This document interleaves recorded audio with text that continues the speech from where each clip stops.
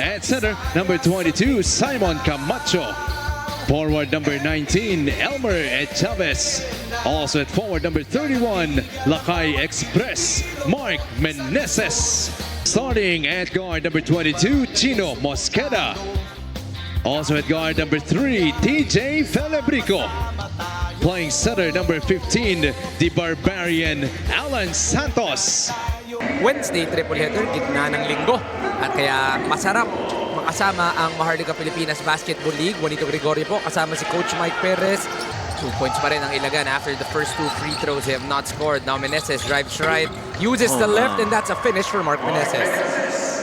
The guy with the rock understood that it was Alan. He had to go downhill, speed advantage on that part with a left-hand finish. But you see right there, in that transition, you had Mark Meneses, Simon Camacho running the break.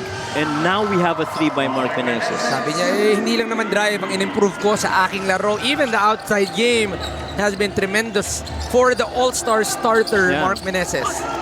No question. This guy is a starter for Cebu.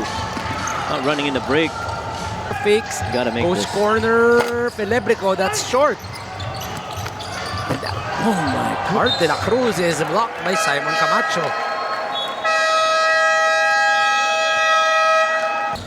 It's been a struggle for Ilagan. They scored the first 2 points of the ball game, but it's been an 11-0 run in favor of Cebu. Make that a 13-0 run in favor of Cebu. I thought he had a shot. Swing pass, Boom Boom Tampos tries to drive middle, well defended by Paranada. Steps through, gets the bump, the basket, and the bonus is Boom Boom Tampos. Anything that they've taken mid-range or even inside the paint have really gone in. Boom Tampos, you know, going on that up fake and then using that. Celis short. Still no field goal on the side of Ilagan here in the first quarter. There are only 2 points coming from the free throw line. Camacho straight away. 16-point lead now in favor of Cebu here in the first quarter. Still looking for something successful here. Celis. Solis to Celis. Ayaay. Blocked by Wawi Escosio. Bola mananatili sa Ilagan. Solis. Can't get the jumper there. Ball is tapped to Wawi Escosio. Takbo ang Cebu. Tamsi stops, pops. Short. Tamsi, second chance.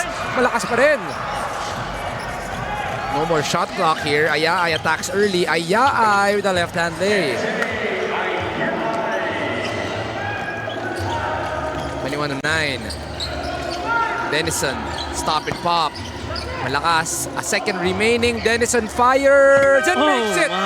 Ron Denison ends the quarter with a 3. Tap was able to recover. This was that shot that went out.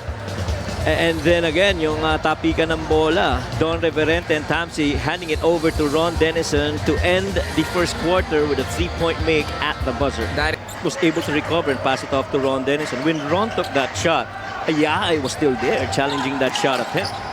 Paranada gets the float. That's right. Reverente goes to Ice. Ice stops and fires off to the bank. Escosio gets the bump, the basket, and the bonus. To be competing on the rebounds because yung mga grades din is Wawi Escosio has got a strong body, no?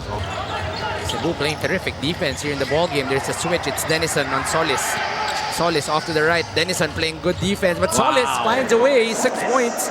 Brought to you by Sports Plus, the official sports book of the MPBL. And again, you love the... Boy, that shot looked good. Paranada steals it right in front of Ron Denison, and the former Tiger able to finish.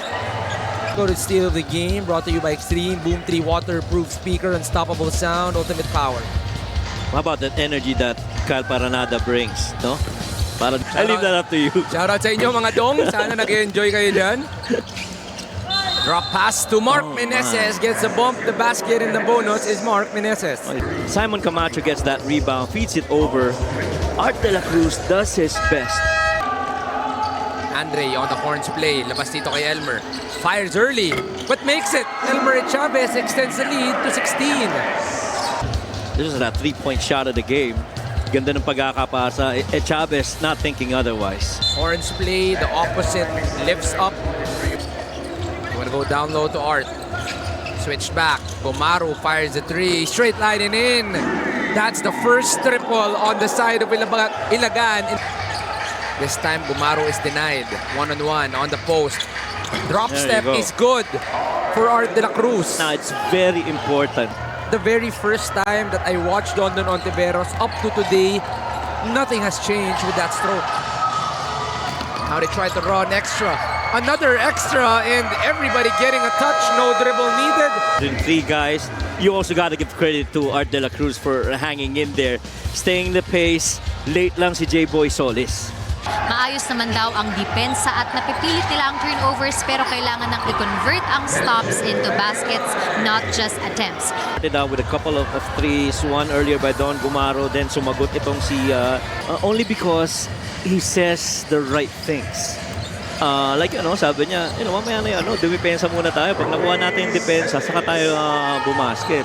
Hindi pwedeng didepensa tayo tapos pasasagutin rin natin sila na makaka-shoot or makaka-shoot tayo, di ba? May rason naman, Coach, kung bakit isa sa mga pinaka-respetadong coaches dito sa bansa, naman, without a si doubt. Coach El Gons. Pati naman tayo, fans niyan Oo naman. Coach Louie. Don Ontiveros gets his second triple of the third quarter, 6 points in total. You have space, you're in balance, you caught it with a good rhythm, you gotta take it.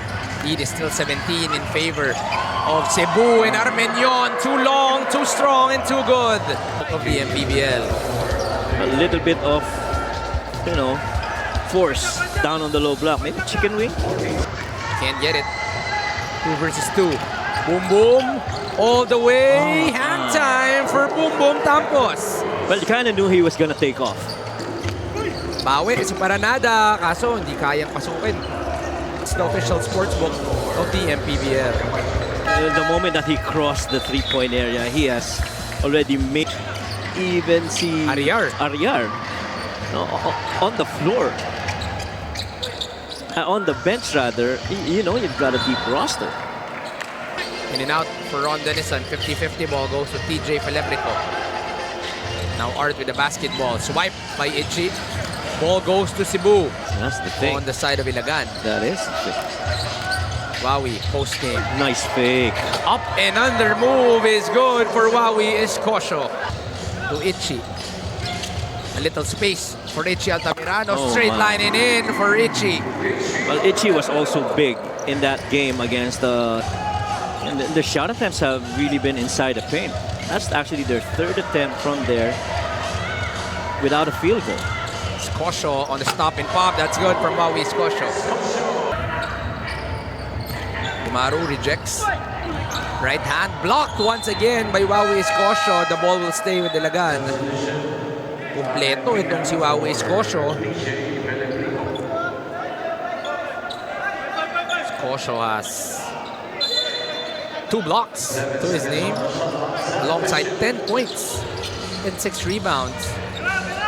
Mina on the corner, straight line and in for Allen Mina. In terms of battle for spot number 4. Imagine had they not won that game. See a 3 right here by Meneses. Ichi playing with Don, pick and pop.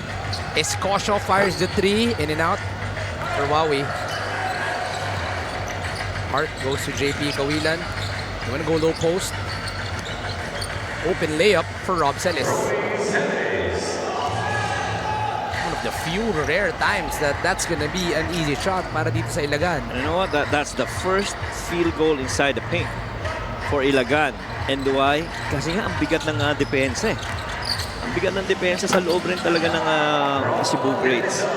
At ang nagpapahirap pa dyan, sorry to cut you off, nagpapahirap pa dyan, even yung perimeter defenders nila, malikot rin eh. Pero on the side of Ilagan, parang yung resistance is not that much in today's ball game. Defense has been a struggle. I think that's a factor of frustration na on the offensive end. You're trying your best to get stops, but they are getting more field goal attempts. Almost in every quarter, they have gotten more field goal attempts. Kawilan. Step back. Mina goes down low. Ball is once again tapped by Simon Camacho. That's going to be a steal for Simon. Ice goes to Camacho. Ice. Scoop is good for Ice Ontiveros. 3 assists, a steal, and 3 blocks. A complete ball game for Simon Camacho. Triple is good for Dondon Ontiveros. The lead now goes up to 31. And Dondon Ontiveros. Kanina, nakascore si Ice. Kaya naman si Dondon. He's now 4 out of, 5? Last 2 3 out minutes of 4, right? brought to you by Sports Plus, the official sports book of the MPBL. That is 3 out of 4 from 3. Kawilan looking to answer, decides to drive. Float is good for JP Kawilan. Kamot ulo si Dondon Ontiveros. Thought that he was gonna go for that float. Everything but the final score here. Zone will be played by Ilagan to end the ball game. Ontiveros looking for his dad. There it is, father and son connection. Di makumpleto ni Dondon, pero hanggang ngayon, iba pa rin ang sipag ng mga taga Cebu Reverente with a putback. With the way they played here. I think the first quarter where they really couldn't get anything going. He's on from a field goal standpoint. I thought this was gonna be a special game for J-Boy Solis. Yet another turnover on the side of Ilagan. Earlier last month. Brian Mecca gives us the steal of the game, brought to you by Extreme Boom 3 Waterproof Speaker, Unstoppable Sound, Ultimate Power. On a face there. A big win, coach, coming from Cebu against the number 4 team in the Northern Division. This is going to be a big 28-point win in favor of the Greats. With this win, it brings Cebu actually to 17-5. They should be tied with the most wins right now, but Binyan will still remain at number 1.